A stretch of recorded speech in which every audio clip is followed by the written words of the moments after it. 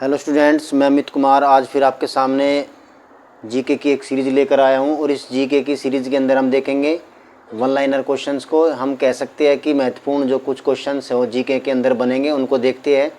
ये कुछ चुनिंदा क्वेश्चंस है और जीके का जो समंदर है उस समंदर में चलिए गोते लगाते हैं। तो शुरू करते हैं। सबसे पहले हमारी जो जीके में हम स्टार्ट करते हैं वो सिंधु सभ्यता आती है, यानी कि सिंधु सभ्यता के बारे में थोड़ा सा देखेंगे और आगे चलते रहेंगे, ठीक है ना। तो सबसे पहले यदि मैं सिंधु घाटी सभ्यता की बात करूं, ये इसको सिंधु घाटी क्यों कहा गया, क्योंकि सिंधु नदी के आसपास में ही इसका जो क्या था फैलाव था। और इसका यदि हम काल की बात करें तो अलग अलग जो पुरातत्वविद है उन्होंने इसका जो समय दिया था वो अलग अलग दिया था। जो कार्बन डेटिंग सभ्यता के बारे में यानी कि हम बात कर सकते हैं तो सिंधु घाटी सभ्यता में कुछ महत्वपूर्ण नगरों की खोज हुई थी। जैसे उनमें से एक सबसे महत्वपूर्ण नगर का नाम क्या था, हड़प्पा था। और इसीलिए इस सभ्यता को सिंधु घाटी सभ्यता के साथ साथ में हड़प्पा सभ्यता भी हम कह देते हैं, ठीक है ना। इसके बाद में कांस्य युगीन सभ्यता भी हम इसको कहते हैं, यानी कि क्योंकि इसके लोग कांस्य का इस्तेमाल करना जानते थे। ताम्र युगीन सभ्यता भी हम इसको कह सकते हैं। तो ये इसके आपने देखा अन्य नाम थे जिनको अलग अलग नामों से हम इनको जानते हैं या फिर हम इनके बारे में पढ़ते हैं, ठीक है ना। तो चलिए तो शुरू करते हैं। सबसे पहले जो हमारा पहला क्वेश्चन आता है इसमें आपको दिख भी रहा होगा। जो सिंधु घाटी सभ्यता थी वो मातृ प्रधान थी, यानी कि इसमें माता का जो स्थान था वो सर्वोपरि होता था और परिवार में माता की वैल्यू सबसे अधिक थी। वहीं यदि वैदिक सभ्यता की बात करें उसमें वैदिक सभ्यता में जो थी वो पितृप्रधान थी, ठीक है ना। तो चलिए और देख लेते हैं इसके बाद में, यानी कि इस जो सभ्यता के लोग थे वो कांस्य का उपयोग करना जानते थे, इसलिए इसको कांस्य युगीन सभ्यता भी इसीलिए इसका नाम पड़ा हुआ है। वहीं यदि हम वैदिक सभ्यता की बात कर लेते हैं तो उसमें वैदिक सभ्यता के लोग लोहे का प्रयोग किया करते थे और उनको लोहे की धातु से वे भली भांति परिचित थे, ठीक है ना। इसके बाद में सिंधु सभ्यता में दास प्रथा का अनुमान किससे लगा जाता है, श्रमिकों के लिए निर्मित आवास, यानी कि जो उस सभ्यता में जो श्रमिक होते थे उनके लिए अलग से निवास स्थान होता है। तो उसको देखकर हम कह सकते हैं कि उस समय भी दास प्रथा थी, ठीक है ना। इसके बाद में हम कह सकते हैं सिंधु घाटी में एक महत्वपूर्ण नगर की खोज हुई थी जिसका क्या नाम था, मोहनजोदड़ो। यानी कि हम कह सकते हैं मोहनजोदड़ो के अंदर जो नगर था उस नगर के अंदर जो पानी के कुएं घरों के अंदर प्राप्त हुए थे, ठीक है ना। और इसको हम क्या, टीला, ठीक है ना। तो चलिए आगे देख लेते हैं कि सिंधुकालीन सभ्यता स्थल में एक ईंट पर बिल्ली का पीछा करते हुए कुत्ते के पंजे के निशान है, वो कहाँ पर है, वो चोंदड़ो के अंदर है, ठीक है ना। इसके बाद में सिंधु सभ्यता का जो बंदरगाह था वो लोथल था गुजरात के अंदर, यानी कि वहीं से ये विदेशों के साथ में व्यापार किया करते थे समुद्र के रास्ते से, ठीक है ना। तो लोथल एक कह सकते हैं हम बंदरगाह कहाँ पे है, गुजरात के अंदर। इसके बाद में हम यदि स्वास्तिक की बात करते हैं तो इसी सभ्यता में स्वास्तिक का जो चिन्ह है वो भी प्राप्त हुआ था और ये सूर्य देवता को समर्पित था, ठीक है ना, माना जाता है। इसके बाद में जो सिंधु घाटी सभ्यता है वो त्रिभुजाकार में बसी हुई थी, यानी कि इसकी जो पैटर्न था बसने का इनके नगरों का वो त्रिभुज के आकार का था, ठीक है ना, त्रिभुजाकार था। इसके बाद में बात कर लेते हैं इस सभ्यता का जो अन्य नाम है वो सैंधव सभ्यता भी हम कह सकते हैं। और इसमें जो मोहरे प्राप्त हुई थी सबसे ज़्यादा वो कुबड़ा वाला, यानी कि सांड की हुई थी, बैल की जिसके ऊपर एक क्या था, कुबड़ था, ठीक है ना। इसके बाद में सैंधव सभ्यता में से जो स्नानागार प्राप्त हुआ था वो मोहनजोदड़ो से प्राप्त हुआ था, यानी कि सबसे बड़ी इमारत मोहनजोदड़ो की क्या थी, स्नानागार थी। वही यदि हम सिंधु घाटी सभ्यता की सबसे बड़ी इमारत की बात करते हैं तो वो अन्नागार था, ठीक है ना। इसके बाद में जो सिंधु सभ्यता के लोग थे वो व्यापार और कृषि दोनों करते थे, लेकिन व्यापार प्रधान ये सभ्यता थी। वहीं वैदिक सभ्यता कैसी थी, कृषि प्रधान सभ्यता थी। इसके बाद में जो सैंधव सभ्यता यानी कि सिंधु घाटी सभ्यता के लोग थे वो गेहूँ और जौ की खेती किया करते थे, ठीक है ना। आगे देखते हैं। इसके बाद में हमने बताया ये मातृ प्रधान थी, माता की पूजा करते थे, ठीक है ना, ये लोग। इसके बाद में सिंधु सभ्यता के घर किससे बने होते थे, पक्की ईंटों से बने होते थे, ठीक है ना। चलिए तो इसके बाद में हम देख सकते हैं सिंधु घाटी की सभ्यता में जो लिपि थी उसको आज तक नहीं पढ़ा गया, वो भाव चित्रात्मक थी, ठीक है ना। और इस लिपि को आज तक किसी ने कोई भी नहीं पढ़ पाया है, नहीं समझ पाया है, ठीक है ना। इसके बाद में अगले देख लेते हैं, सिंधु घाटी के लोग का संबंध किससे था? वे सुमेरियन थे, सुमेरियन से था। इसके बाद में सिंधु घाटी के लोग गाय से बिल्कुल भी परिचित नहीं थे, ठीक है ना, हम इससे कह सकते हैं। इसके बाद में सिंधु घाटी की सभ्यता में घोड़े के अवशेष कहाँ से प्राप्त हुए हैं? वे आपके सुरकोटला से प्राप्त हुए हैं, ठीक है ना। इसके बाद में सैंधव जो सिंधु सभ्यता है उसके लोग गेहूँ, जौ, मटर आदि की खेती किया करते थे, ठीक है ना। आगे हम देख लेते हैं इसके बाद में किस स्थान से सिंधु घाटी संस्कृति से संबंधित विख्यात वृषभ मुद्राएं प्राप्त हुई थी? मोहनजोदड़ो से, यानी कि जो वहाँ की मुद्रा थी, करेंसी थी, उसके ऊपर वृषण यानी कि बैल की जो एक अर्थ प्राप्त हुई थी, चित्र प्राप्त हुए थे, वे मोहनजोदड़ो से प्राप्त हुए थे। वहीं सिंधु घाटी के लोग लोहे से अपरिचित थे, वहीं वे कांसे का प्रयोग करना जानते थे, ठीक है ना। इसके बाद में हम कह सकते हैं सिंधुवासी शीशे का आयात ईरान से क्या करते थे, ठीक है ना। इसके बाद में सिंधुवासी सेलखड़ी, ये आपका सेलखड़ी का आयात कहाँ से करते थे? राजस्थान से किया करते थे। वहीं यदि हम बात करते हैं सिंधुवासी फिरोज़ा कहाँ से प्राप्त करते थे? वो मध्य एशिया से लेकर आते थे। इसके बाद में सिंधुवासी उपासना नहीं करते थे, यानी कि वे किसकी उपासना नहीं करते थे? विष्णु आदि अन्य देवताओं की उपासना नहीं करते थे, वे मातृशक्ति की उपासना किया करते थे, ठीक है ना। तो चलिए इसके बाद में आगे हम देख लेते हैं।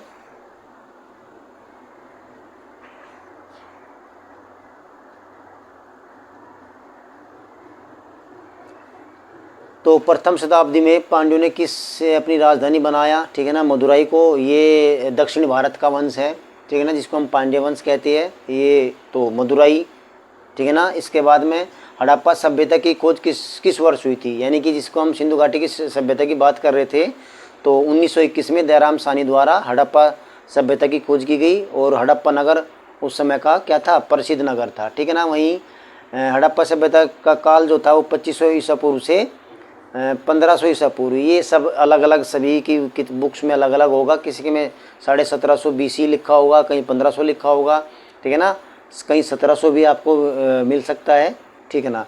ऐसे कार्बन डेटिंग की यदि मैं बात करूं तो 2350 ईसा पूर्व से 1500 ईसा पूर्व तक का काल जो होता है वो किसका माना गया है? सिंधु सभ्यता का माना गया है, ठीक है ना। इसके बाद में किस आधार पर हड़प्पा सभ्यता का काल, ये देखो ये आ गया, यानी कि 2350 ईसा पूर्व से 1750 ईसा पूर्व तक का काल कार्बन डेटिंग होता है। यानी कि हम जो कार्बन का आइसोटोप्स है कार्बन 14, उसके द्वारा हम पुरानी चीज़ों की आयु ज्ञात कर सकते हैं, ठीक है ना, कार्बन की अमाउंट को मेजर करके। कार्बन 14 जो कि एक कार्बन का आइसोटोप्स है। इसके बाद में चलिए इसके बाद आगे देख लेते हैं। अब इसके बाद में अजातशत्रु किस धर्म का अनुयायी था? वो जैन धर्म का अनुयायी था। तो अजातशत्रु की यदि हम बात करते हैं तो ये हर्यक वंश से था। हर्यक वंश की यदि हम बात कर लेते हैं तो उससे पहले मगध की बात कर लेते हैं। मगध जो कि उस समय का एक शक्तिशाली साम्राज्य था, उसकी स्थापना, मगध की स्थापना वृद्धरथ ने करी थी, ठीक है ना। और वृद्धरथ को हराकर हर्यक वंश का एक जो शक्तिशाली राजा था बिंबिसार, उसने क्या किया? किसकी? हर्यक वंश की स्थापना की, ठीक है ना। हम कह सकते हैं मगध की स्थापना किसने करी थी? वृद्धरथ ने करी थी। और वृद्धरथ को हर्यक वंश के शासक बिंबिसार ने हराया था, ठीक है ना। और बिंबिसार की हत्या करके अजातशत्रु क्या था? बिंबिसार का पुत्र था, उसने अपने पिता की हत्या करके गद्दी पर बैठा। इसके बाद में जो अजातशत्रु का जो पुत्र था उज्जैन, वो उसकी हत्या करके कौन? उसका पुत्र उज्जैन गद्दी पर बैठता है। और इसीलिए इस वंश को, हर्यक वंश को क्या कहती है?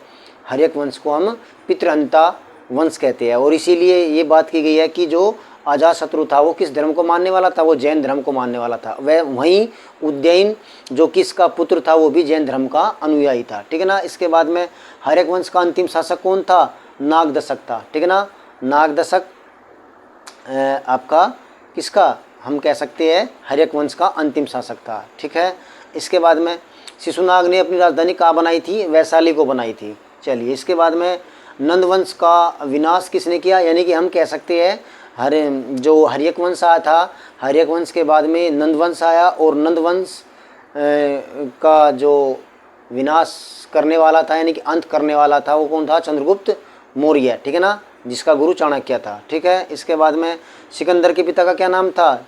फिलिप, ठीक है ना। सिकंदर का जन्म क्या हुआ था? 356 बीसी में हुआ था, ठीक है ना, जो कि भारत पर उसका जो सफल आक्रमण 326 बीसी में हुआ, ठीक है ना। और सिकंदर की और पोरस की लड़ाई भली भांति से आप परिचित होंगे, ठीक है ना। यानी कि 326 बीसी के अंदर सिकंदर और पोरस की लड़ाई लड़ी गई, ठीक है ना। भारत पर वो उसका पहला सफल आक्रमण था, ठीक है ना। इसको हम हाइडेस्पीस का युद्ध भी कहते हैं, ठीक है ना। वितिस्ता का युद्ध भी कह देते हैं। वितिस्ता को हम क्या कहते हैं? झेलम, झेलम नदी का जो वेदों में नाम है वो क्या नाम है? वितिस्ता है, इसलिए हम इसको वितिस्ता का युद्ध भी कह देते हैं, हाइडेस्पीस का युद्ध भी कह देते हैं, ठीक है ना। किसको? जो कि सिकंदर और पोरस के बीच में लड़ा गया। इसके बाद में सिकंदर का जन्म कब हुआ? 300, वही है मैंने आपको बता दिया, 356 ईस्वी में हुआ, ठीक है। चलिए, तो आगे देख लेते हैं। इसके बाद में सिकंदर का भारत पर सफल आक्रमण 326 ईस्वी में हुआ, ठीक है ना, जो मैंने बताया। इसके बाद में संगम युगीन इतिहास, संगम युगीन जो इतिहास का संबंध है वो दक्षिण भारत से है, ठीक है ना। स्रोत क्या है? संगम युगीन साहित्य, ठीक है। संगम साहित्य में कौन से क्षेत्र का इतिहास वर्णन है? तो वो दक्षिण भारत का, ठीक है ना। इसके बाद में किसमें 16 महाजनपदों की सूची उपलब्ध है? अंगुत्तर निकाय, ठीक है ना, जो कि बौद्ध धर्म से संबंधित है। यानी कि उस समय के जो महान शक्तिशाली राज्य हुआ करते थे, महाजनपद होते थे, तो वे कितने थे उस समय के? मगध के समय पे 16 महाजनपद थे, ठीक है ना। चलिए, इसके बाद में देख लेते हैं 6ठी शताब्दी से ईसा पूर्व में किस महाजनपद की राजधानी का नाम महाभारत एवं पुराणों में मलिनी था? वो था अंग, ठीक है ना। तो इसके बाद में आगे बढ़ जाते हैं।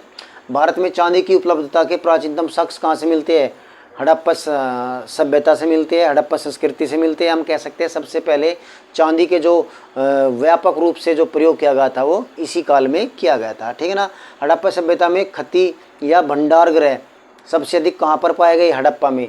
और हड़प्पा का अन्नागार सबसे बड़ी इमारत थी, यानी कि इस सभ्यता की सबसे बड़ी इमारत कौन सी थी?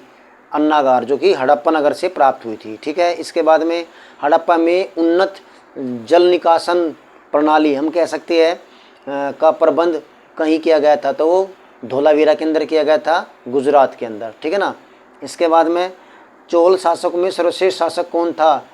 करिकाल को माना जाता है। वैसे राजेंद्र चोल भी अपने समय का एक महान शक्तिशाली चोल शासक हुआ था। इसके बाद में बिंबिसार की हत्या किसने की थी? इसके पुत्र अजात शत्रु ने की थी।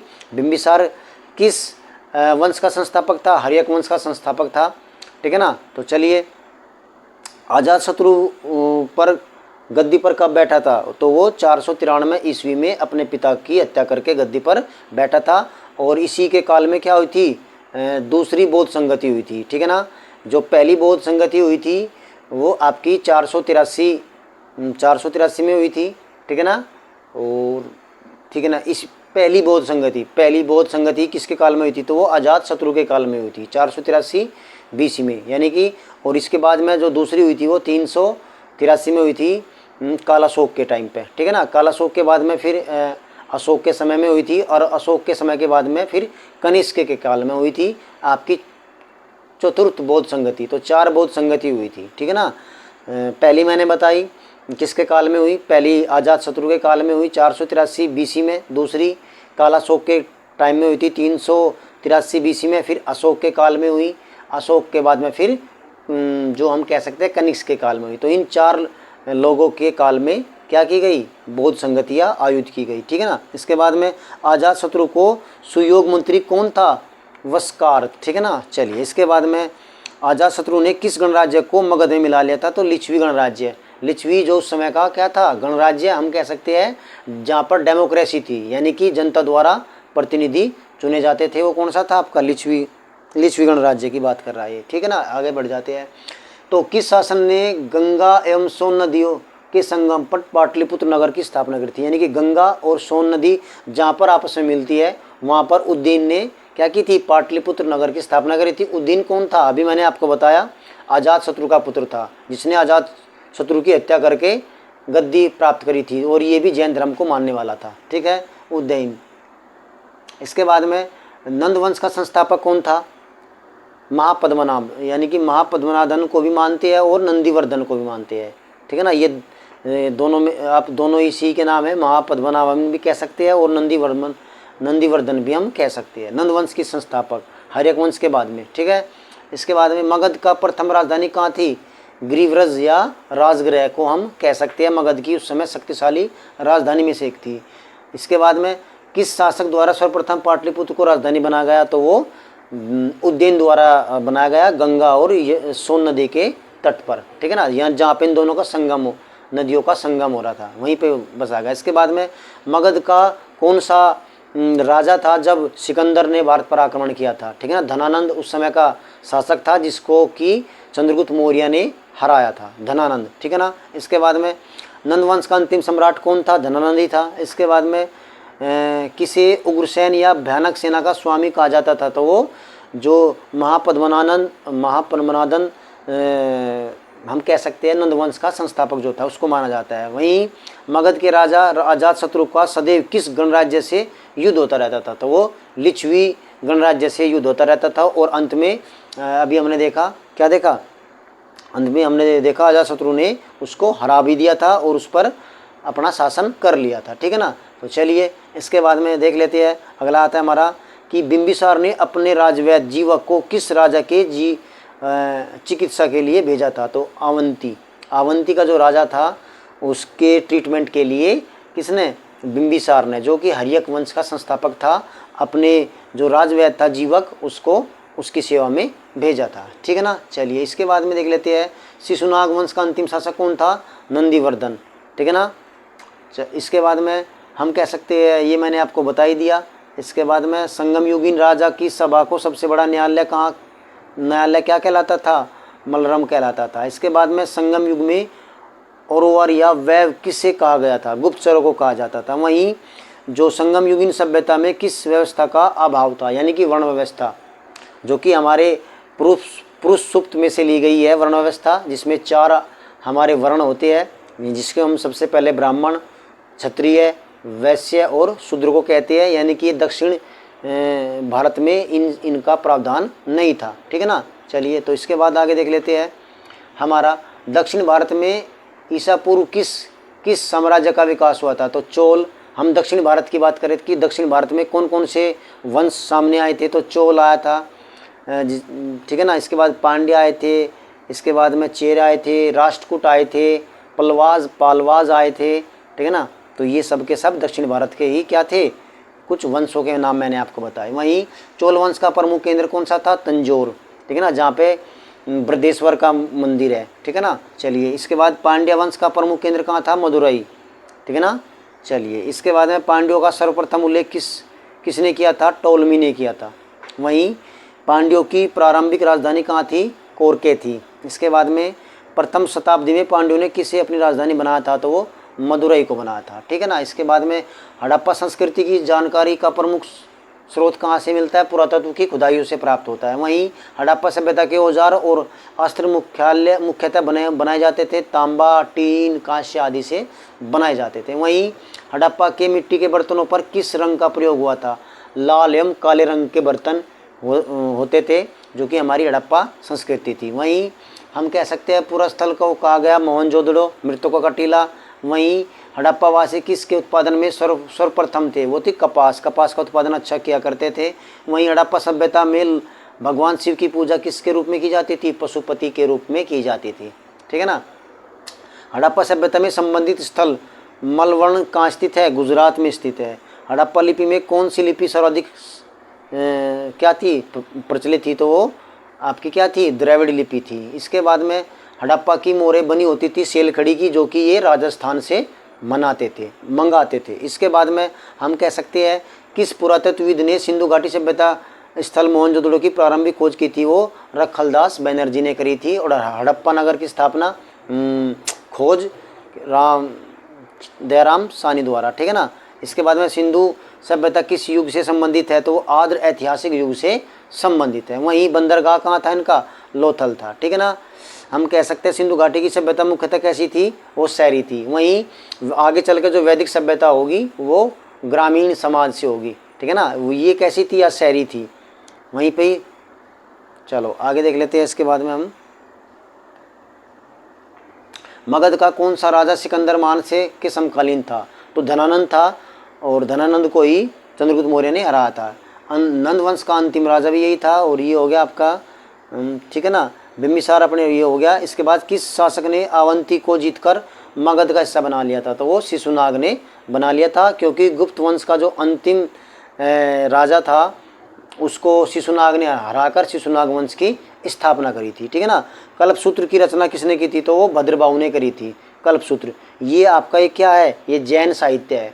और यदि मैं बात करता हूँ जैन धर्म आगे चल के दो हिस्सों में टूट जाता है।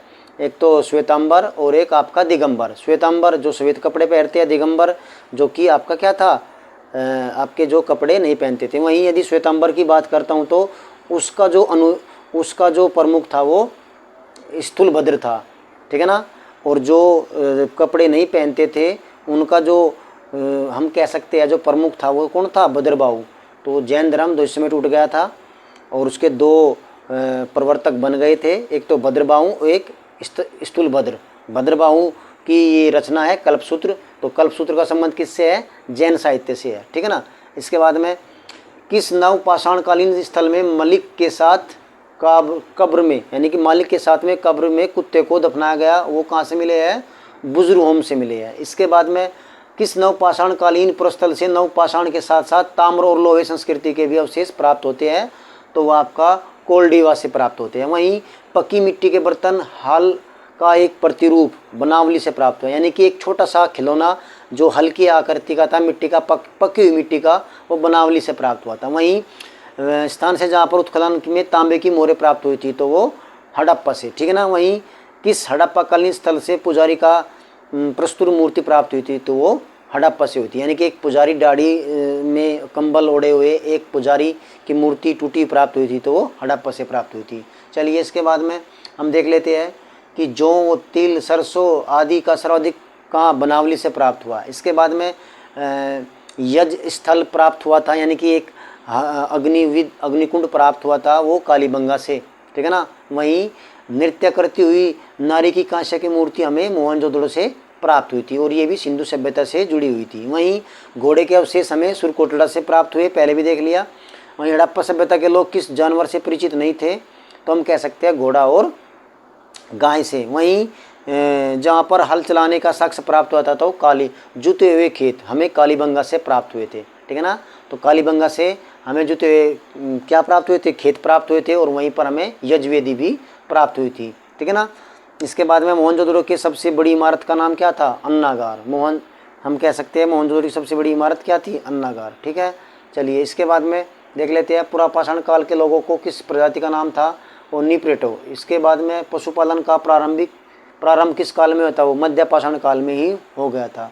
मध्यपाषाण काल का सबसे प्रमुख लक्षण कौन सा था, छोटे छोटे औजार होते थे उनके, ठीक है ना। इसके बाद में कृषि कार्य शुरुआत किस काल में होता था, वो नवपाषाण काल में होता। वहीं चाक और पहिए का आविष्कार नवपाषाण काल में, वहीं आग का आविष्कार पुरापाषाण काल में हुआ था, ठीक है ना। इसके बाद में मातृ देवी की प्रतिमा कहाँ से प्राप्त हुई थी, तो हमें इनाम गांव महाराष्ट्र से प्राप्त हुई थी। वहीं भवन निर्माण कला की शुरुआत किस काल से मानी जाती है, यानी कि जो हम घर बनाने हमने स्टार्ट किए थे, तो वो नवपाषाण काल से ही हमारी मानी जाती है। चलिए सिकंदर का प्रधान सेनापति कौन था, सेल्यूकस निक्टर था, और इसका जो जल सेनापति था वो नियार्कस था, ठीक है ना। वहीं चारों वेदों को क्या कहा जाता है, संगीता कहा जाता है, ठीक है ना। हमारे चार वेद है, ऋग्वेद, यजुर्वेद, अर्थवेद और सामवेद, ठीक है ना। चलिए ऋग्वेद के किस सूक्त में 4 वर्णों का उल्लेख है, तो पुरुष सूक्त में इसका उल्लेख है। वहीं भारतीय संगीत का जो जनक माना जाता है, तो वो किसको, सामवेद को माना जाता है। वहीं भारतीय संगीत का जनक किस हुए हो गया। इसके बाद में कौन सा वेद गद और पद दोनों में लिखा गया है, वो हमारा यजुर्वेद है, ठीक है ना। वहीं अर्थवेद की यदि हम बात करते हैं, तो सभा और समिति प्रजापति की 2 पुत्रियों का उल्लेख, सभा और समिति प्रजापति की 2 पुत्रियों का उल्लेख किसे मिलता है, हमारे अर्थवेद में। और अर्थवेद को हम विज्ञान और हम कह सकते हैं मैजिक आदि का एक ग्रंथ भी कह सकते हैं, ठीक है ना। इसके बाद में पुराणों के रचयिता किन्हें माना जाता है तो लोमहर्ष एवं उग्रसाव को माना जाता है। वहीं पुराणों की संख्या कितनी है? 18 हमारे पुराण है, और सबसे जो प्राचीनतम पुराण है वो कौन सा है? मत्स्य पुराण है, ठीक है ना। इसके बाद में स्मृति ग्रंथ का अन्य किस नाम से भी जाना जाता है? तो उसको धर्मशास्त्र के नाम से भी हम जानते हैं। वहीं यज्ञ संबंधी विधि विधानों का पता हमें यजुर्वेद से चलता है, यानी कि यज्ञ के अंदर जितनी भी हमारी यज्ञ की पद्धतियाँ हैं, किस प्रकार से यज्ञ करना है, हवन करना है, तो वो यजुर्वेद से हमें प्राप्त होती है। वहीं रोग निवारण, तंत्र मंत्र, जादू टोना, वशीकरण, विवाह, प्रेम, राजकर्म, मातृभूमि और विज्ञान, मैंने अभी बताया, इन सब का जो वर्णन होता है साइंस के बारे में, अर्थवेद, इसके बारे में बात की गई है, ठीक है ना। आधुनिक मानव या होमोसेपियंस का उदय कब माना गया है? ये आपका 40,000 ईसा पूर्व माना गया है, ठीक है ना। चलिए, इसके बाद में पुरापाषाण काल के औजार पत्थर के होते थे। वहीं सबसे पहला हथियार क्या था? कुल्हाड़ी था।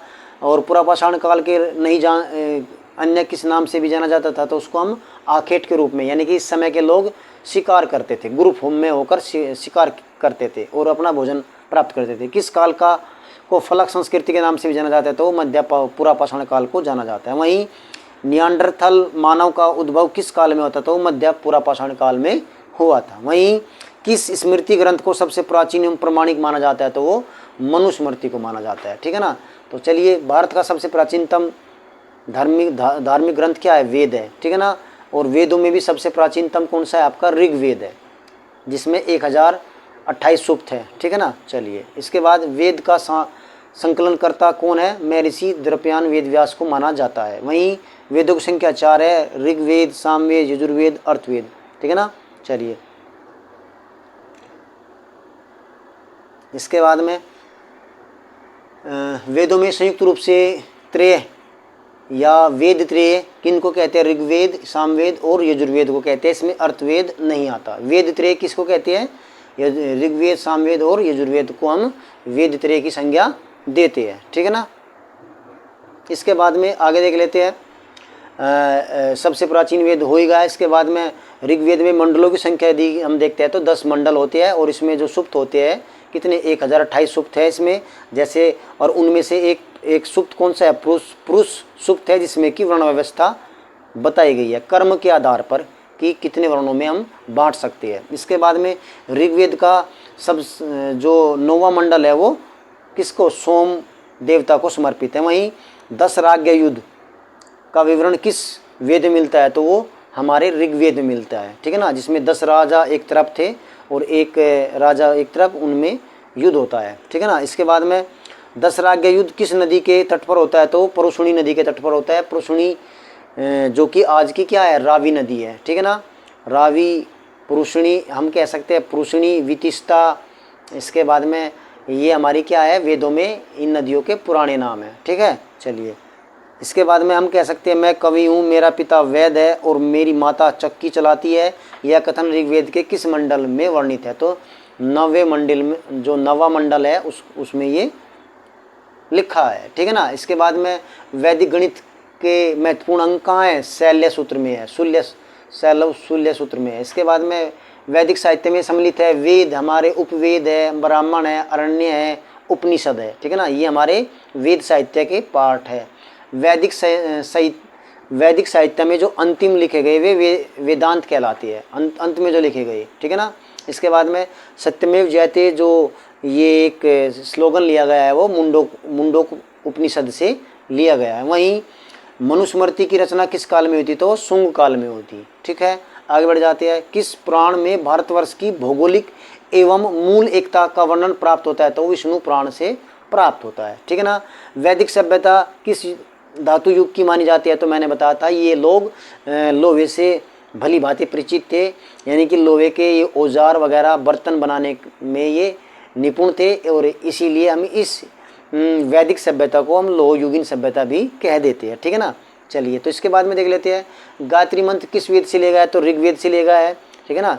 ऋग्वेद के आपके 3रे मंडल से लिया गया है, जो कि किसको? सूरज को समर्पित है, और इसकी रचना विश्वामित्र द्वारा की गई थी, ठीक है ना। गायत्री मंत्र किस से समर्पित है? तो ये सूरज को समर्पित है। वहीं चतुर्वर्ण विभाजन का प्रमाण किस वेद से मिलता है? तो ऋग्वेद से मिलता है, पुरुष सूक्त में मिलता है, ठीक है ना। कितने ऋतुओं का ज्ञान था? तो 5 ऋतुओं का ज्ञान था। वहीं ऋग्वेद युग में सर्वाधिक उल्लेखित नदी कौन सी है? तो सिंधु नदी है, ठीक है ना। सबसे अधिक बार यदि किसी का वर्णन हुआ तो वो सिंधु नदी का वर्णन हुआ है, ठीक है ना। तो चलिए आगे देख लेते हैं। ऋग्वेद युग में सर्वाधिक उल्लेख नदी कौन सी है? सिंधु नदी है। सरस्वती नदी का जो ऋग्वेद में सर्वाधिक पवित्र नदी कौन सी मानी जाती है? सरस्वती को माना जाता है। वहीं ऋग्वेद में सर्वाधिक सम्मानित जो देवता थे वो आपका कौन था? इंद्र और अग्निदेव सबसे सम्मानित माने जाते थे। वहीं ऋग्वेद आर्यों का मुख्य व्यवसाय क्या था? पशुपालन और कृषि, ठीक है ना। वहीं ऋग्वेद में संपत्ति का प्रमुख साधन कौन थी? गोधन। इसके बाद में ऋग्वेद में पुरंदर शब्द किसके लिए प्रयुक्त किया गया था? इंद्र के लिए। पुरंदर कहते हैं किलों को तोड़ने वाला, ठीक है। वहीं ऋग्वेद के किस 6 मंडलों का वस मंडल, गोत्र मंडल कहा जाता है? तो दूसरे मंडल से 7वें मंडल को कहा जाता है। वहीं ऋग्वेद में किस नदी का उल्लेख मात्र एक बार हुआ है? तो वो गंगा नदी का हुआ है, ठीक है ना। गंगा नदी का वर्णन केवल एक बार हुआ है। वहीं ऋग्वेद में अनस शब्द का प्रयोग बैलगाड़ी के लिए हुआ है, ठीक है। सभा और समिति प्रजापति की 2 पुत्री थी, वो ऋग्वेद में उल्लेख है। इसके बाद में ऋग्वेद का नवीनतम मंडल कौन सा है? पहला और 10वां मंडल क्या है? नवीनतम है। मंडल कितने हैं? 10 है, ठीक है ना। सुप्त कितने हैं? 1028, ठीक है। वहीं किस वेद में अस्तोमा सदगमय और तमसोमा ज्योतिर्गमय लिया गया है? तो वो ऋग्वेद से लिया गया है। ऋग्वेद में 9वें मंडल किस देवता को समर्पित है? तो वो सोम, ठीक है ना। आश्रम व्यवस्था की चर्चा किस वेद में हुई है? तो वो अर्थवेद में हुई है। लेकिन लिया गया कहाँ से? अच्छा, आश्रम, 4 आश्रम हमारे होते हैं, ये अर्थवेद से लिया गया है। आश्रम सबसे पहले जैसे हम कहते हैं ब्रह्मचर्य है, इसके बाद में गृहस्थ, वानप्रस्थ, ठीक है ना। और आपका इसके बाद में यानी कि वानप्रस्थ हो गया, गृहस्थ हो गया, और एक और होता है, ठीक है ना। चलिए तो सोच लेते हैं, वो तो गया है। सबसे पहले ब्रह्मचर्य, गृहस्थ, वानप्रस्थ,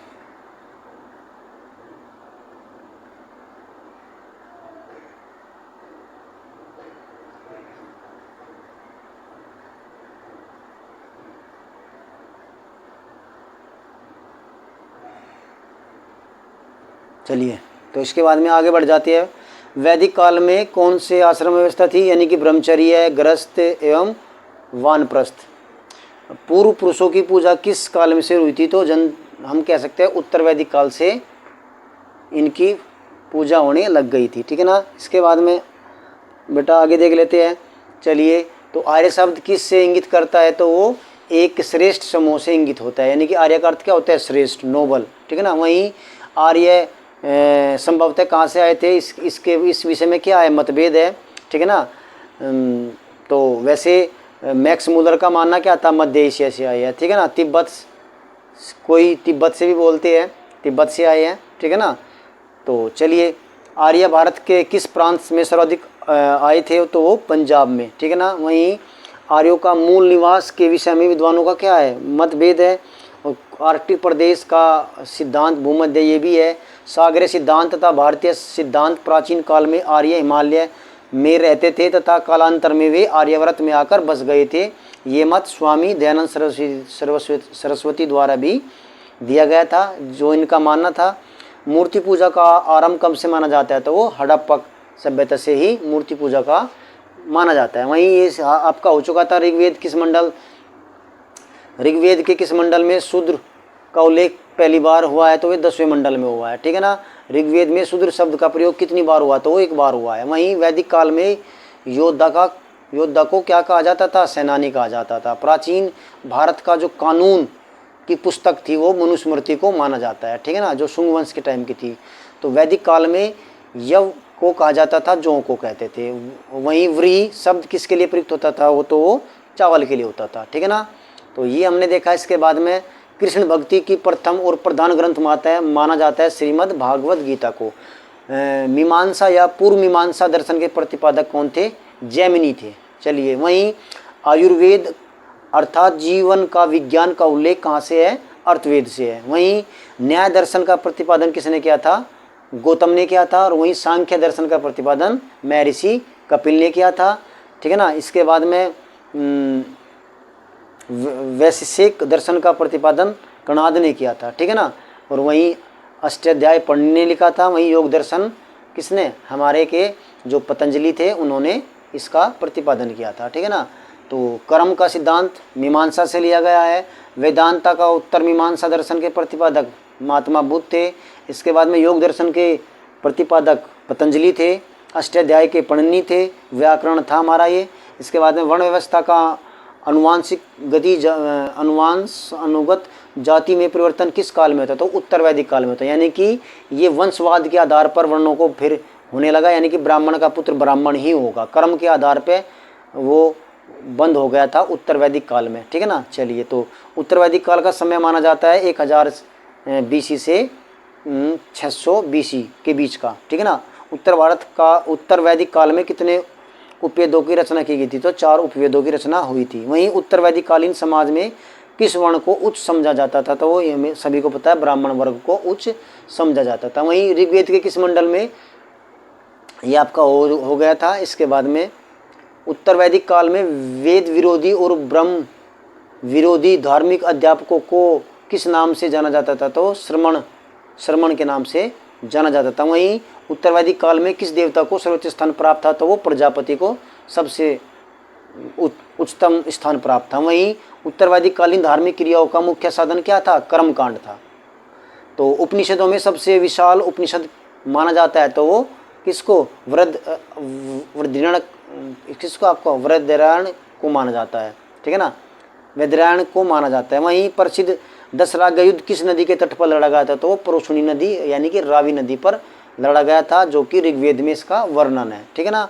कन्या का बलपूर्वक अपहरण कर उसके साथ विवाह करना कहलाता है राक्षस विवाह। ठीक है। चलिए, तो इसके बाद में प्राचीन भारत में निष्क से जाना जाता था स्वर्ण आभूषण को। ठीक है। वहीं उपनिषद पुस्तकें आधारित थी दर्शन पर। उपनिषद काल के राजा अशुपति शासक थे के।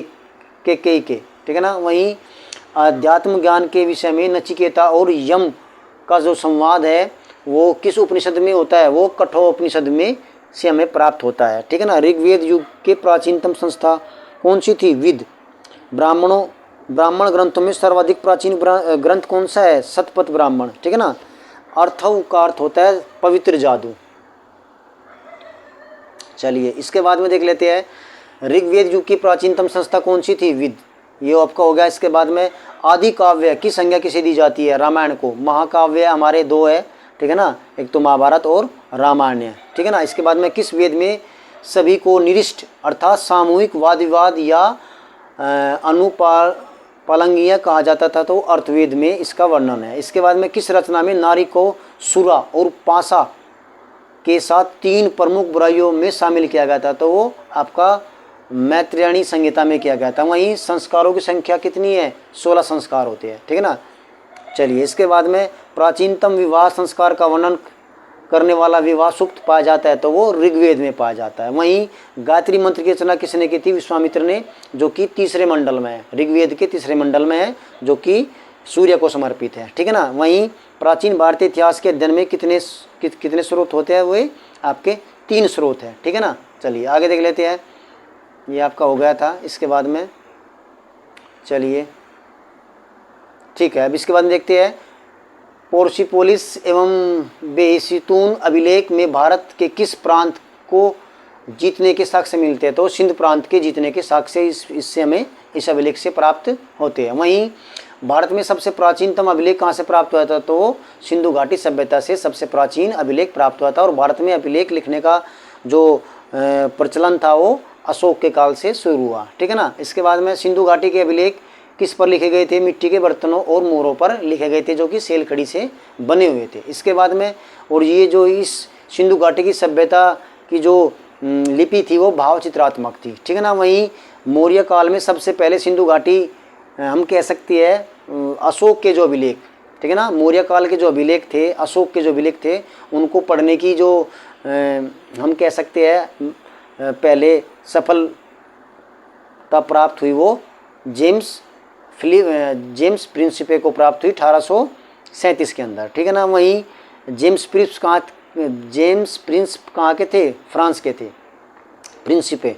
इसके बाद में अशोक ने अपने अभिलेख पर किस किस लिपि का प्रयोग किया था, तो ब्राह्मी, खरोष्टी, अरमाइका, इसके बाद में यूनानी लिपि, इन सब में अशोक अपने अभिलेखों को लिखवाता था या लिखता था। अशोक के किस अभिलेख पर 2 भाषाओं का प्रयोग हुआ था, ठीक ना, सरेकुना जो कि कंधार में अफगानिस्तान में जो फिलहाल है वहाँ पर स्थित है, ठीक है ना, उसमें 2 लिपियों का यानी कि भाषाओं का प्रयोग हुआ था। इसके बाद में अशोक ने अपने किस अभिलेख पर खरोष्टी लिपि का प्रयोग किया था, तो वो मानसेरा और शाहबाजगढ़ी, ठीक है ना। इसके बाद ये दोनों के दोनों कहाँ है, ये पाकिस्तान में स्थित है आज फिलहाल, ठीक है ना। और हिंदी में जो इसका अभिलेख था वो कौन सा है, जूनागढ़ का अभिलेख हिंदी में है। वहीं हाथी गुफा अभिलेख का संबंध किस धर्म से है, तो वो जैन धर्म से है, ठीक है।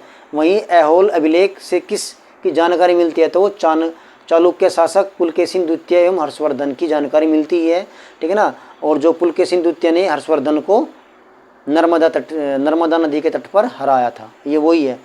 ऐहोल अभिलेख किसने लिखा था, रवि कृति ने लिखा था। वहीं ये आपका इसके बाद में प्रयाग स्तंभ अभिलेख, ये भी बड़ा महत्वपूर्ण क्वेश्चन है। प्रयाग स्तंभ अभिलेख, ठीक है ना, किसके द्वारा लिखा गया था, तो ये बेटा हरिसेन द्वारा लिखा गया था। वहीं प्रयाग स्तंभ जो अभिलेख है वो किस भाषा में लिखा गया था, तो वो संस्कृत भाषा में लिखा गया था। वहीं प्रयाग स्तंभ अभिलेख में किसके विषय में लिखा गया है, समुद्रगुप्त के विजय के बारे में लिखा गया है, जिसको भारत का नेपोलियन भी कहा जाता है, समुद्रगुप्त को, ठीक है ना। प्रयाग स्तंभ या प्रयाग परिस्थिति जो आपका है, भारतीय इतिहास में पहली बार सती प्रथा का उल्लेख अरण्यक ऐरण अभिलेख में मिलता है। यानी कि सती किस प्रकार से, सती क्या होती है बेटा, सती होता है कि कोई प्राचीन समय में जब किसी स्त्री का पति मर जाता था तो उस स्त्री को भी उसी की चिता में जिंदा जला दिया जाता था। तो ये सबसे पहला उल्लेख कहाँ मिलता है, अरण्यक अभिलेख से प्राप्त होता है। वहीं अरण्यक अभिलेख को किसने लिखवाया था, वो गुप्त वंश के शासकों ने, भानुगुप्त ने लिखवाया था। इसके बाद में नासिक के गुहालेख को किसने लिखवाया था, जो नासिक में गुहालेख है वो आपके सतवानों ने लिखवाया था। वहीं मंदसौर अभिलेख किसने लिखवाया था, वो मालवा नरेश यशोवर्धन द्वारा लिखवाया गया था, ठीक है ना। इसके बाद में अशोक के बार की पहाड़ी गुफा में अभिलेख लिखकर किस धर्म के भिक्षुकों को दान में दिया गया था, तो वो जीवक संप्रदाय के भिक्षुकों को दिया गया था, ठीक है ना। नागार्जुन की पहाड़ियों में गुफा का निर्माण किसने करवाया था, तो वो दशरथ ने करवाया था। वहीं भारत में सिक्कों का जन्मदाता गौतम बुद्ध को माना जाता है, ठीक है ना। चलिए, तो आहत सिक्के का प्रचलन कब से शुरुआत की मानी जाती है, तो वो 6वीं शताब्दी से मानी जाती है।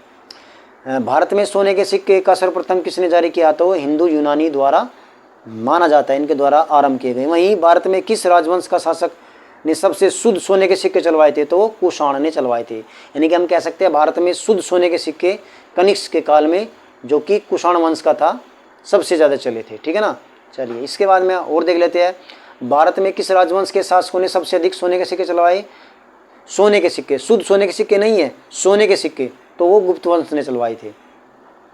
वहीं भारत में सबसे ज़्यादा सिक्के किस काल में जारी किए गए थे, तो वो मौर्योत्तर काल में किए गए थे। वहीं भारत में सर्वाधिक शीशे के सिक्के जो सतवाहन ने चलवाए थे, ठीक है ना। वहीं निजी अभिलेख किस स्थान पर खुदवाया जाता था, वो मंदिर एवं मूर्तियों पर खुदवाया जाता था। पुष्पमित्र शुंग द्वारा अश्वमेध यज्ञ किए जाने की जानकारी कहाँ से प्राप्त होती है, तो वो अयोध्या अभिलेख से, कि पुष्पमित्र शुंग ने अश्वमेध यज्ञ कराया था, ठीक है ना। वहीं हेलियोडोरस ने अपना अभिलेख किस स्थान पर लिखवाया था, तो वो विदिशा नामक स्थान पर लिखवाया था। वहीं विदिशा अभिलेख से किस धर्म की जानकारी प्राप्त होती है, तो मैं वैष्णव धर्म की जानकारी प्राप्त हो जाती है। भारत में सिक्के, ये तो बेटा हो गया था, इसके बाद में ये भी हो चुका था। इसके बाद में चलिए, हाँ, तो चलिए, तो ये देख लेते हैं। इसके बाद में भारत में सर्वप्रथम शीशे के सिक्के सतवाहनों ने चलवाए थे।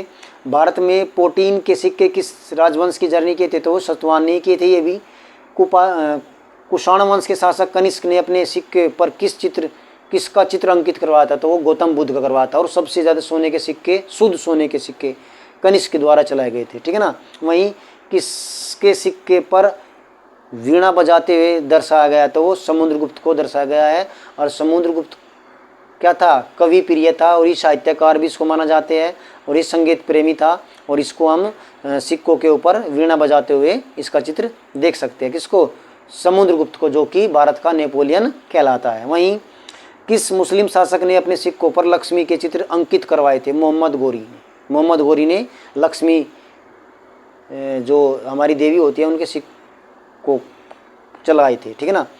व्याध शैली के सिक्के सर्वप्रथम किसने जारी किए थे, तो वो चंद्रगुप्त द्वितीय यानी कि विक्रमादित्य की जो कि एक बात दी जाती है उन्होंने स्टार्ट किए थे, ठीक है ना। तो बस ठीक है बच्चे, तो यहीं तक रख लेते हैं, आज की इस वीडियो को यहीं पर समाप्त करते हैं। बड़े महत्वपूर्ण ये हमारे हिस्ट्री से कुछ क्वेश्चन थे और आप इनको बार बार पढ़ते रहना, रिवीजन करते रहना। और ये जो एक समंदर है जीके का, उसमें से कुछ बूंदे आपके लिए निकाल के हम लाए थे, तो इनको आप आत्मसात करना।